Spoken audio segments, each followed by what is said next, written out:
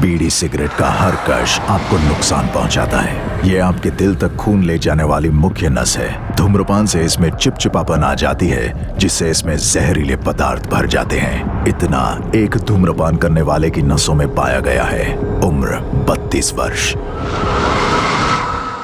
बीड़ी cigarette का हर कश आपके लिए नुकसानदायक है।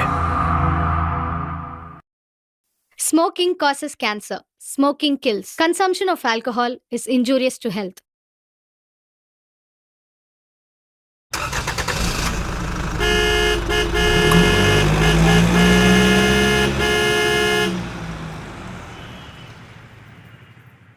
হে গাইস, কেমন আছো তোমরা? আশা করি সবাই ভালো আছো। আজকে আমরা কোথায় এসেছি তুমি কি জানো? থাম্বনেলে দেখে হয়তো বুঝেই গেছো। হ্যাঁ, আজকে আমরা এসেছি আলিপুর চিড়িয়াখানায়। ভিডিওটা পুরো দেখো, তাহলে হয়তো তোমাদের ভালো লাগবে। আর চ্যানেলে নতুন হয়ে থাকলে চ্যানেলটিকে সাবস্ক্রাইব করে আমার পাশে থেকো, তাহলে তোমরা দেখতে থাকো।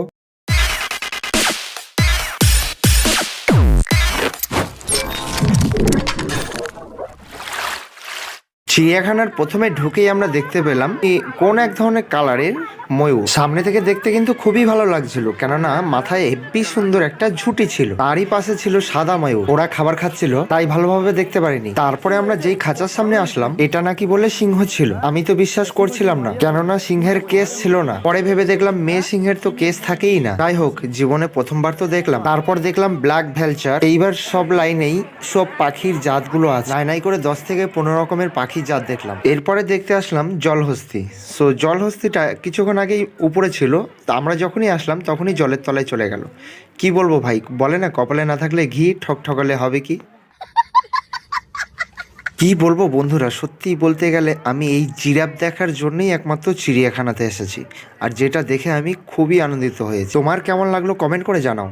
তারপরে এই লম্বা ঠোঁটালা পাখিটার নাম তো আমি জানি না, কিন্তু এই পাখিটা কিন্তু দেখতে সুন্দর আছে, কিন্তু কাছে গিয়ে যখন আমি দেখলাম তখন এই গায়ে থেকে একটা বিকট একটা গন্ধ বেরোচ্ছে। আর এই পাখিটাকে দেখে প্রথমে তো আমি ভেবেছিলাম হাঁস, কিন্তু মুখটা চ্যাপ্টা বলে, কিন্তু পরে দেখতে পারি এটা তো হাঁস না, এটা এক ধরনের পাখির জাত। তারপরে বিশ্বাস করো আমার গায়ের লোম দাঁড়িয়ে গেছিলো ওই বাঘ দেখে। বিশ্বাস করো আমি মানে কি বলবো, আমি ভাবতে পারিনি যে এরকম কাছাকাছি আর এরকম সামনে থেকে আমি জীবনে বাঘ দেখতে পাবো। ভাই আমার জীবনের প্রথম এক্সপিরিয়েন্স হলো এই বাঘ দেখাটা। সত্যি ভাই বললো কি আমার যে কী আনন্দ হচ্ছে আমি তোমাদেরকে বলে বোঝাতে পারবো না। আর দেখো এখানে কত লোক দাঁড়িয়ে আছে এই বাঘ দেখার জন্য। আর কি বলবো বন্ধুরা, এখানে কত রকমের যে টিয়া পাখি ছিল, মানে গুণে শেষ করা যাবে না, এত রকমের টিয়া পাখি। ভাই এত টিয়া পাখি দেখে তো আমার ভালোই লাগছিল, কিন্তু আমি খুব এক্সাইটেড ছিলাম শিম্পাঞ্জি দেখার জন্য। প্রথমে এই প্রাণীটাকে দেখে ভেবেছিলাম এটা হয়তো শিম্পাঞ্জি, কিন্তু না, পরে যখন ভালো করে দেখলাম এটা ছিল শিম্পাঞ্জি ছিল না। এটা শিম্পাঞ্জি প্রজাতির কোনো একটা প্রাণী ছিল, কিন্তু আমি অত একটা দেখতে পাচ্ছিলাম না রোদের কারণে। প্রাণীটা যখন ডাকে তখন আওয়াজ করে কু কু। ভাই তারপরে চলে আসলাম ক্রোকোডাইল দেখতে। ক্রোকোডাইল মানে হচ্ছে কুমির। ভাই ছোটবেলা থেকে কুমির আমরা সিনেমায় দেখে থাকি, কিন্তু কোনোদিন ভাবতে পারিনি যে এরকম সামনে থেকে কুমির দেখতে পারবো।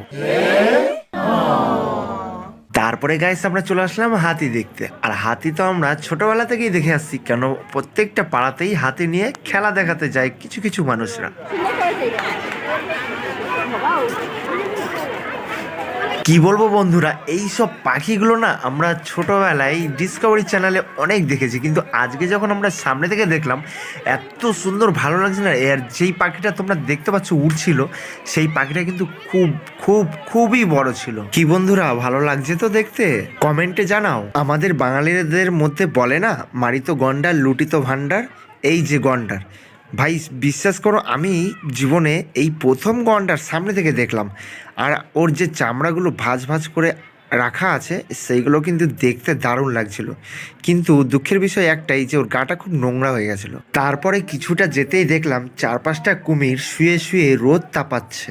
সত্যি কথা বলতে গেলে বন্ধুরা, আলিপুর যে চিড়িয়াখানাটা আছে ওখানে প্রবেশ মূল্য হচ্ছে গিয়ে 50 টাকা। যদি তোমরা পুরোটা ঘুরতে পারো, মানে চিড়িয়াখানা পুরোটা যদি ঘুরতে পারো, তোমাদের 50 টাকা পুরোটাই উসুল হয়ে যাবে। ছোটবেলা থেকে বড়দের মুখে শুনতাম হরিণের মাংস খেতে নাকি খুবই টেস্টি হয়, কিন্তু আমি তো কোনোদিন খাইনি।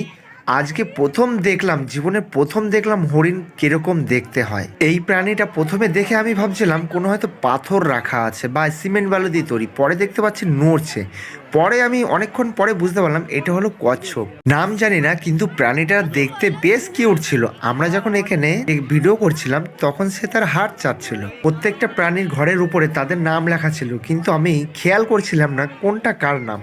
ভাই এই প্রাণীগুলো আমি দেখেছি মানে সিনেমায় বা ডিসকভারি চ্যানেলে, দেখতে কিন্তু খুব ভালোই লাগছিল। তারপরে দেখতে এসেছিলাম আমরা জেব্রা। শুনেছো তো অবশ্যই, যে রাস্তা পারাপার হয় তাকে বলে জেব্রা ক্রসিং। আর এই জেব্রা ক্রসিং শব্দটাই এসেছিল এই জেব্রা প্রাণীটির থেকে।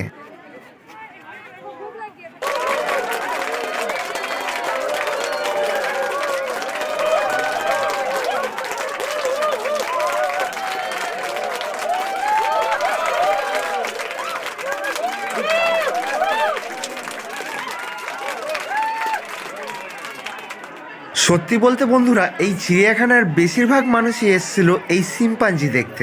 বললে বিশ্বাস করবে না যে এখানে কতটা ভিড় জমে গেছিল শুধুমাত্র এই শিম্পাঞ্জি দেখার জন্য।